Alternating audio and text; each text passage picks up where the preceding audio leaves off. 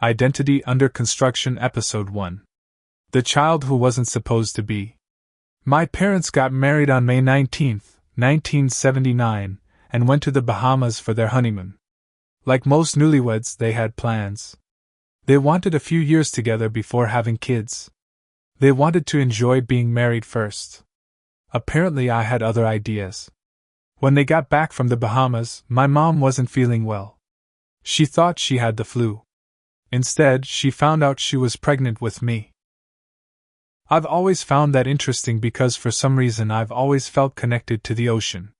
Atlantis. Lemuria. The Bahamas.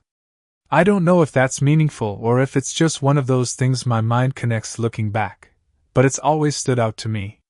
Then there was the doctor. This was 1979. No gender reveal parties. No social media countdowns. No posting ultrasound pictures online. But somewhere along the way, the doctor told my mother he thought she was having a boy. Whether it was the heartbeat or one of those old theories people believed back then, I don't know. What I do know is that a seed got planted.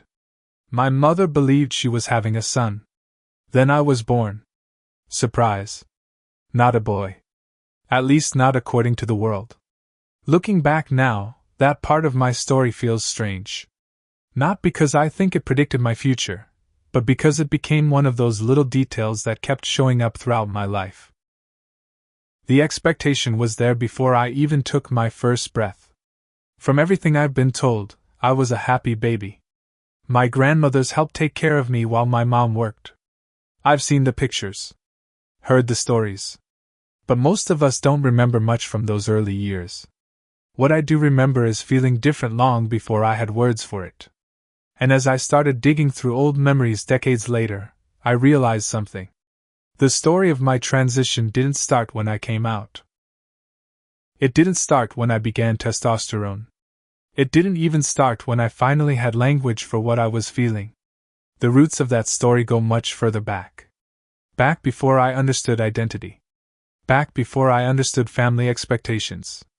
Back before I understood why certain moments stayed with me while others disappeared. Because some of the memories that shaped me were already waiting around the corner. And by the time I was 5 years old, the road ahead was about to take a turn nobody saw coming. And maybe that's why this part of my story has always fascinated me. Not because I think anyone could predict the future, but because it feels like one of the first threads in a much larger tapestry. A doctor thought I was a boy.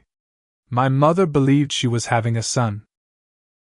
Years later, I would spend a good portion of my life trying to understand why I never felt completely comfortable in the role the world assigned to me. Looking back now, it's hard not to notice those connections, even if I still don't fully understand what they mean.